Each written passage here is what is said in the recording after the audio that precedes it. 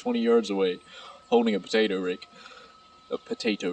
and he's got his arms in there, like he's like, "Damn, what smells so good in there?" Because I'm breathing so heavy, and I'm like, "Buddy, you will not believe," because me and Bob will have some quite interesting discussions about like the happenings in reality, like I think it's called ontological interpretations, where it's like the study of like the substrate of reality.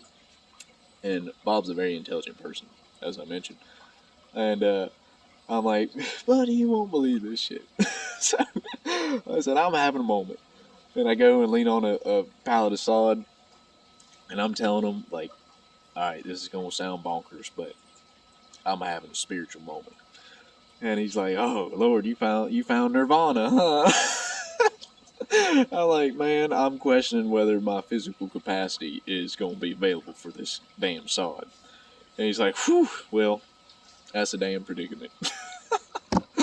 Anyways, I think this is a good anchor point too, because it's like I am dead fatigued after this like experience, and I'm leaning on the side and I'm thinking, "Oh God, it's gonna be task, but I'm taking it on, damn it."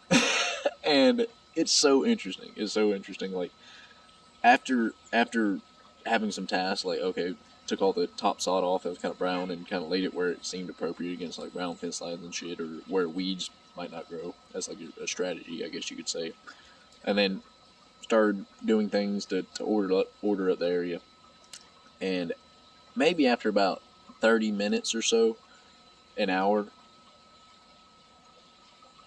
a version of me came out. Like I've never been great at multitasking. I don't think many people are, but I've never been great at it. I wouldn't say I'm great at it now, but nor have I been very witty, or I didn't have a high, keen sense of wit. And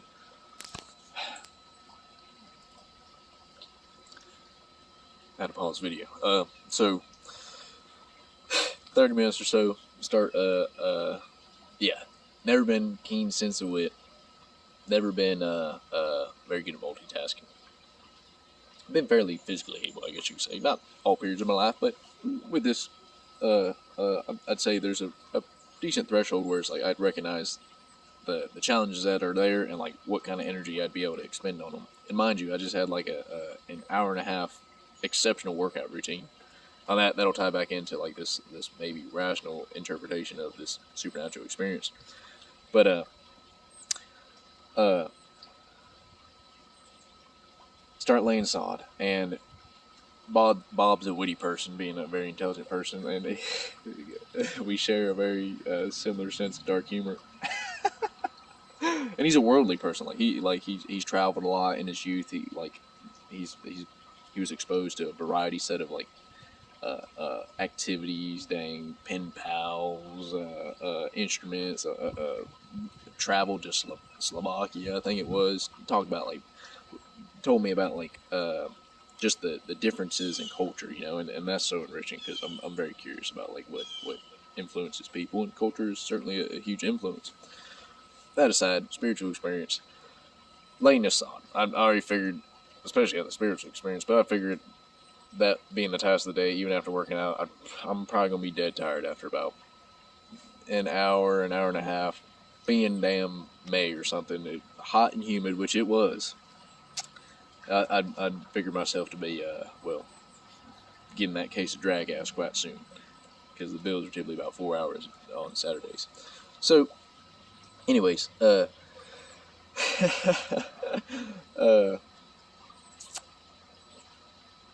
we start going at it, and a version of me came out in that day that I feel has stuck with me, as a matter of fact, since that moment.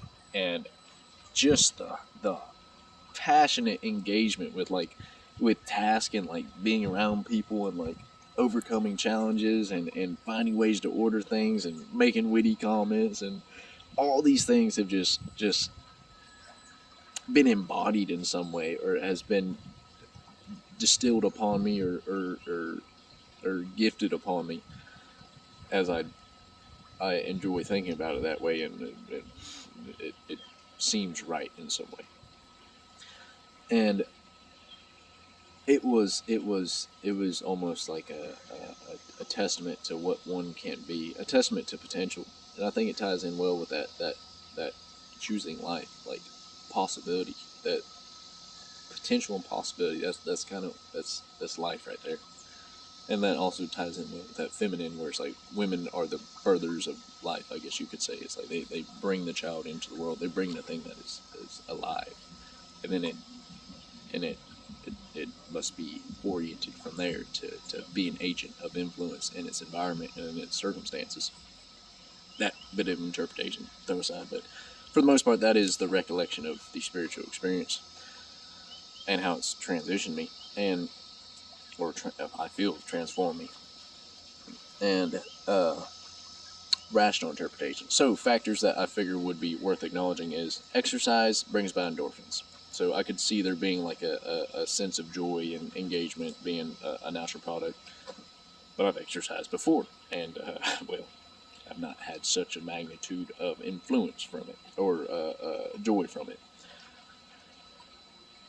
Copious amounts of caffeine.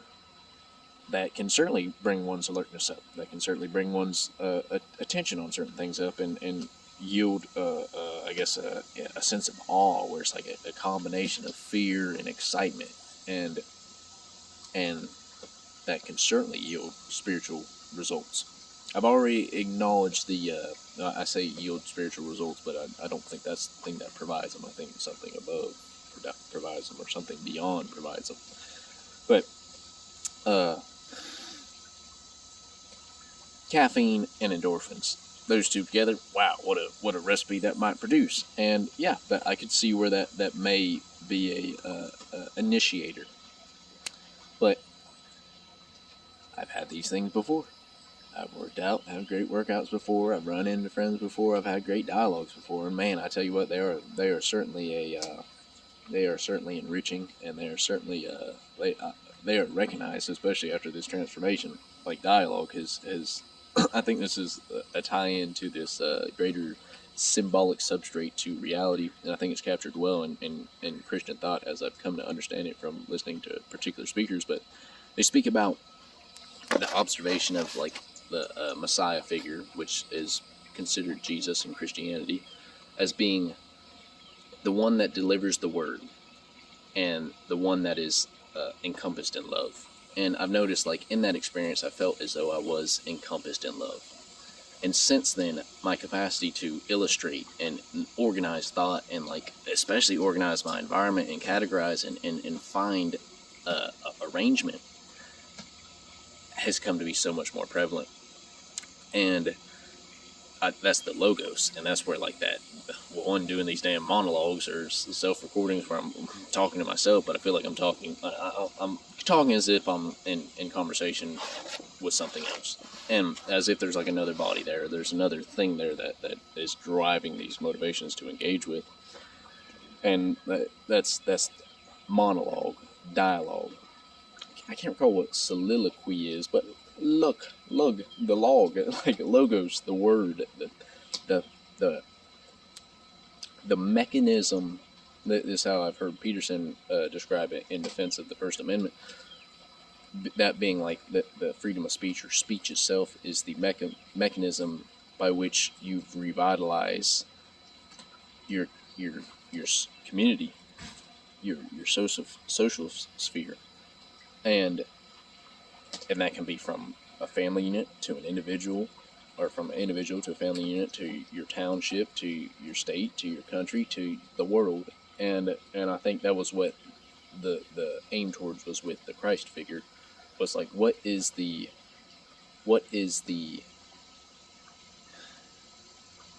mechanism that can be utilized, that is a part or a substrate to this reality, that may be able to rein in the chaos of, well, nature. You know, it's like, especially if you think of like our existence as a species across a evolutionary span, where it's like, oh well, nature was quite the brutal son of a bitch, and still can be. I mean, you look in today's standards, it's like, well, there's not really much we can do against natural disaster to keep it from happening. And if you look back then, where it's like we didn't have the sophisticated technology that we have now, well, we were kind of at the will of how nature decided to treat us. That being beasts, that being absence of this is something that he points out too, with like the privileges that we have today that we must be grateful for. As being like having running water, clean running water, having plumbing, proper sanitation. Like Peterson points out, like doctors or plumbers save more lives than doctors, and that is by a consequence of like having the implementing the proper sanitary practices within everybody's environment, and having electricity, air conditioning, like all these things people just take for granted and don't give proper creed to, or like these aren't the things that were shared with 99% of other humanity or other our ancestors. And it's like that's also kind of an illusion, if that's the right word. God, I need to look this word up. I always make reference to it or utilize it, and I can't. It points towards. That's my return. It's almost like it points towards like the honoring of tradition, or the recognition that it must be delivered to tradition, for it keeps a record. It keeps a record of where you came from, and that almost sustains a grade of humility within oneself, because it's recognized as one that you stand on the shoulder of giants, and you wouldn't be where you are right now if it wasn't for those that came before you. And that I think that is like a primary principle that everybody should hold on to, and that kind of ties in well with the thought that, well, humility is the virtue that comes before all other virtues. And I think that's also kind of like tied into a lot of like Christian symbolism, or even just any kind of religious symbolism, where it's like know that even though it's easy to know because, well, nature, as was being mentioned, that you are a vulnerable being, and you are at the will of many things beyond yourself. So keep that in mind, and don't allow things, and the Tower of Babels and the Bible, don't allow things to enable you to misapprehend the condition of this life. That being that even if there's plenty of possibility and opportunity, don't assume you're at the top of the totem pole, because pride cometh before the fall. With that, man, yes, so copious amounts of caffeine, logos, ethos, yes. Felt the ethos, I guess, as like a cultural construct, maybe. No, I don't think it's a cultural construct. I think it's a phenomenon that has been recognized and conceptualized in the description of ethos. But yes, in the spiritual experience, I felt that present, and as a consequence, I feel as though the language capacity, the logos, is so much more enhanced and somewhat precise. That's why actually I'm kind of making these videos, one, to narrow in my babbling, because so many thoughts have just been coming to be more present with like thin threads of connection.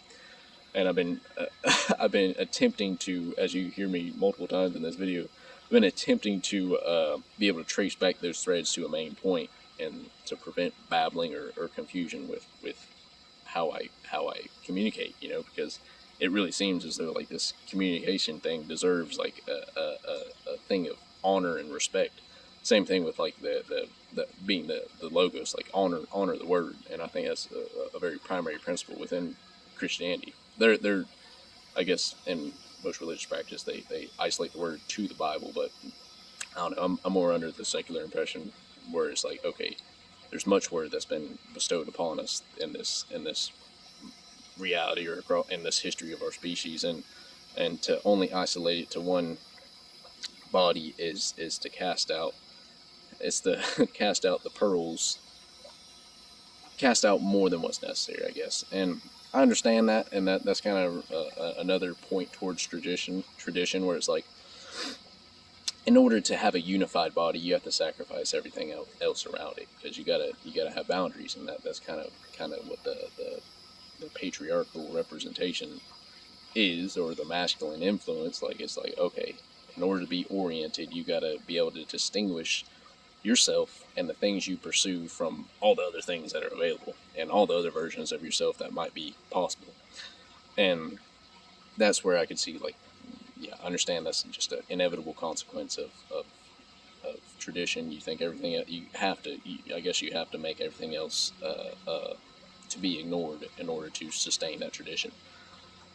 Yet, I mean, I think it comes at great peril, but that's my own little feeble mind's interpretation that has the capacity to change. Indeed, yeah, that's where it sits now, and where my thoughts are going are many places. So I think this might be a good time to stop.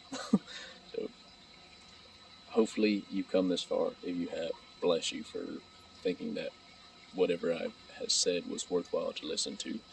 So